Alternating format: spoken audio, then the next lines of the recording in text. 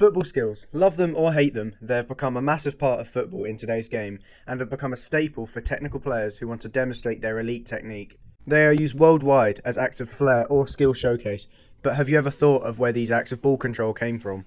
Have you ever thought when the first bicycle kick was, or who pioneered the use of the step over?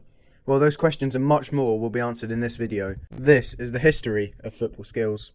Starting with one of the most versatile moves in the game, the modern Ronaldo chop is used as a quick change in direction to hopefully catch the defender off balance. Nicknamed after one of the greatest football players of all time, the question is, can Cristiano Ronaldo actually take credit for this move? The answer is, sort of. The creator of this skill was actually Pelé. It can be earliest traced back to this grainy 2-second clip of none other than the Brazilian performing this very move for Santos sometime in the 1960s. Although the earliest records show that Pelé would actually perform the first Ronaldo chop, he can't really take credit for the use of it in the modern day. That would fall to 3 individuals further down the line. Although the first Ronaldo chop was in 1960, the skill would eventually hit the big time during the 1974 World Cup in West Germany, where on the 19th of June, in a Netherlands vs Sweden match, Johan Cruyff on a worldwide stage performed what is now known as his signature move, the Cruyff turn. The Cruyff turn was revolutionary. It was showcased on the biggest stage in football and showed the skill could work in an important match. Not exactly like the modern Ronaldo chop, but definitely an important moment in the journey of the skill. However, at this point there was still a big difference between the Cruyff turn and the everyday Ronaldo chop, and therefore credit goes to a Brazilian attacker known as Denilson for bridging the gap.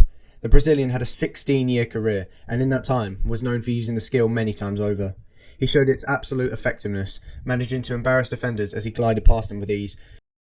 Denilson was arguably the first player to use the Ronaldo chop regularly in his attacks, and it showed just how good it was. He revolutionised the use of the skill and used it to his advantage. As football progressed in the late 90s and early 2000s, the standard of defenders got so much better, and with that came a more adapted version of Cruyff's skill from 20 years before. But the fourth individual really put the skill on the map and made it what it is today. It would be silly to talk about the Ronaldo chop without mentioning the person it was named after. In 2003, Man United bought a promising young talent who went by the name of Cristiano Ronaldo. With more first-team game time came more time for Ronaldo to show his skills. It was in this time, between 2003 and 2009, that the skill started to be shown worldwide, making it far more influential than Denilson's use of the skill. But Ronaldo didn't stop there. He would use it regularly for the whole of his career, giving the skill an official title of the Ronaldo chop, and for good reason. He made the skill look so effective and would commonly use it to free space and then to score. Whilst Cristiano Ronaldo cannot be called the creator of this skill, he modernised it and arguably made it famous, which is just as important. From a fairly subtle skill to now one of the most acrobatic and impressive skills in the whole of football. A high-risk skill, but with huge payoff. Now we look at the history of the bicycle kick.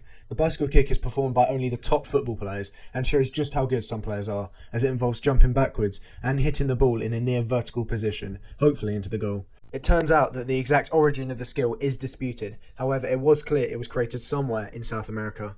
With their long beaches, compact cities and flair when playing football, it makes sense that the skill was traced back to there.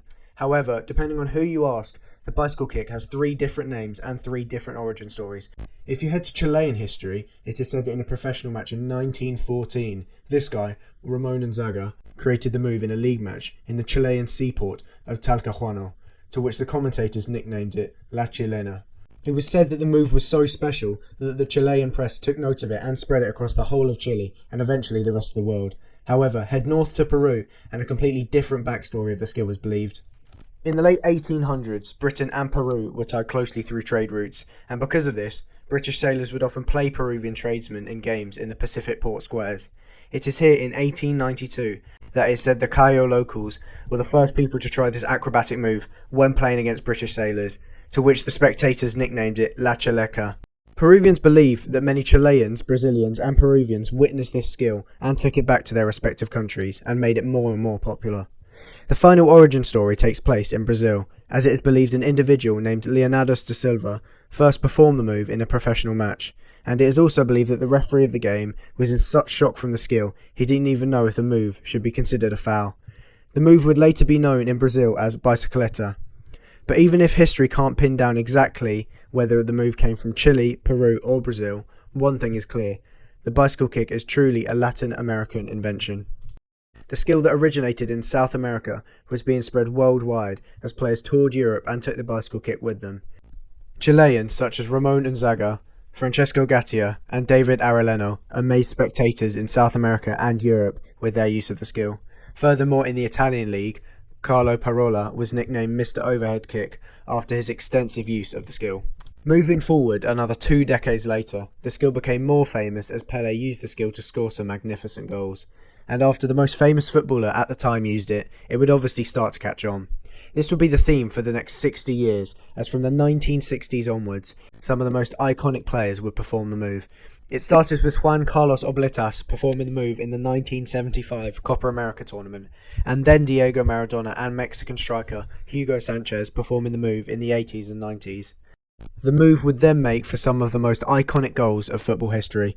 Zlatan Ibrahimovic against England, Wayne Rooney against Manchester City, Cristiano Ronaldo against Juventus, Gareth Bale against Liverpool, Emre Can against Watford, and even occurring in very recent times, like Alejandro Garnacho against Everton only last season. Starting from the early 20th century, this skill has been passed down through many generations and has marvelled many audiences across the world for the last 120 years.